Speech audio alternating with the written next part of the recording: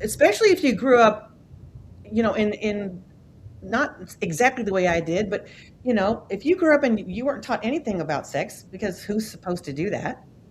Who's Yeah. supposed to do that? Um, y- uh, I didn't have a word for my genitals. My sister is only 2 years younger than me, and we grew up calling it our thing. Yeah. Now, I told you earlier that I was told all these things, but we don't have a vocabulary.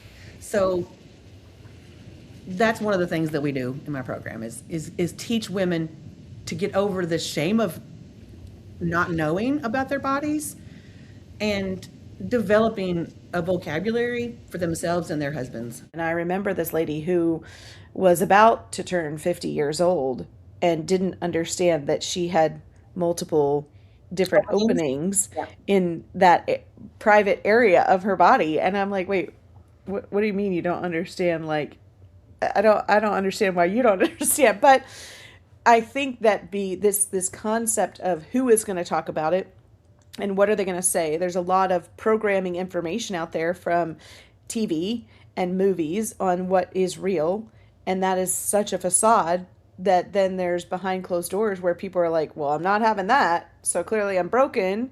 And I can't talk about this because if I talk about it, then I'm looked at as this really inappropriate, dirty person. Yeah. And we talk about like academic intelligence so much. My field of vision and concept is a lot about emotional intelligence language, but this is a component of relationship intelligence that we definitely aren't teaching, other than the concept of like the birds and the bees, kind of sort of like we're just not going to ask the question out loud.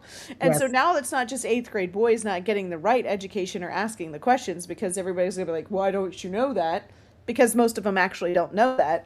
But then there's adult men out there who actually don't know it either, and they're watching these really bad reels on TikTok or movies or content on devices that is so out of bounds from realism.